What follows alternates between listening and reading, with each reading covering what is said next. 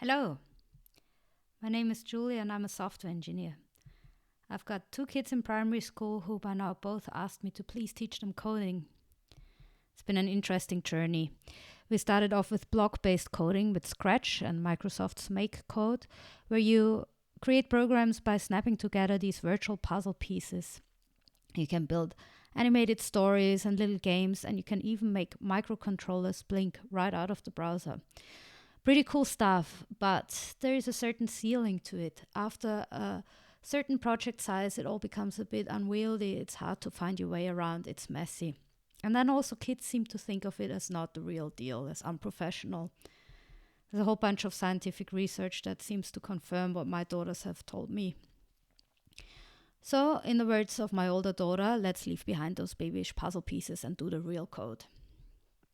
We tried JavaScript, and to be perfectly honest, it was a pretty heartbreaking experience to see my enthusiastic daughter kind of lose all interest.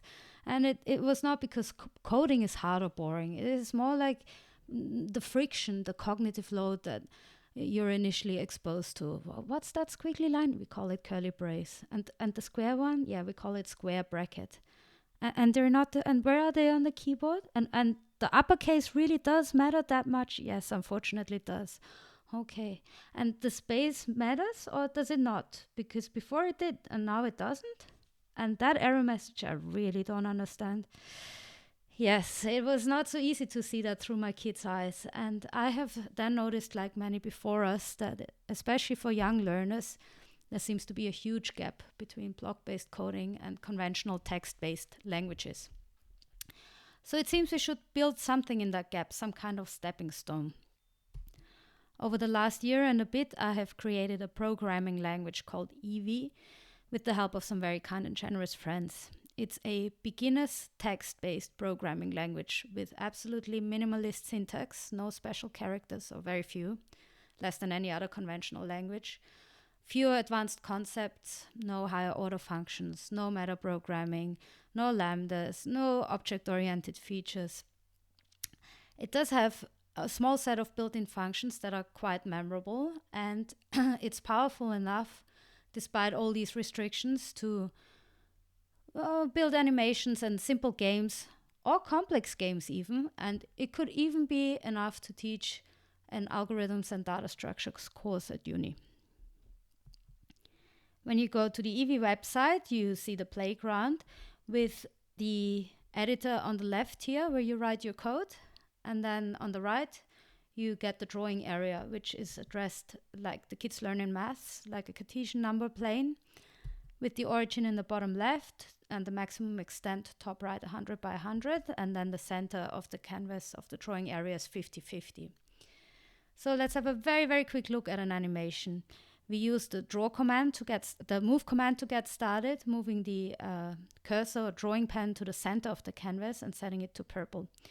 We then, via the local number variable r, create a circle with radius 30. So a big purple circle in the center of the canvas that we're now going to animate with the onAnimate event handler. OnAnimate is called periodically 60 times per second. Every time it gets called, it first clears the previous drawing, reduces the radius by a tiny fraction, and then draws the circle again. So as a result, we get a shrinking purple circle. So this was a very quick introduction to Evy, the programming language, and the motivation behind it.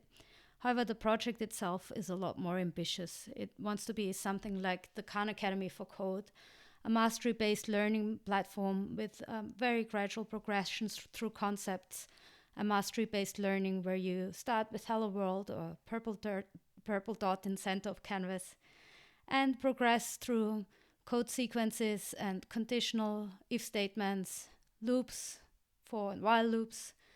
And then once this is truly mastered, you will learn about abstraction with arrays and maps and functions, which will give you all the tools you need to understand algorithms like searching and sorting and binary trees and linked lists as taught at uni as they are the foundational algorithms of the software engineering trade, really. Or you will be capable to create some relatively complicated animations or games, if that's something you want to do. So the Evy language is ready to take for a spin. The learning platform is work in progress. Have a look and please let us know what you think. Thank you.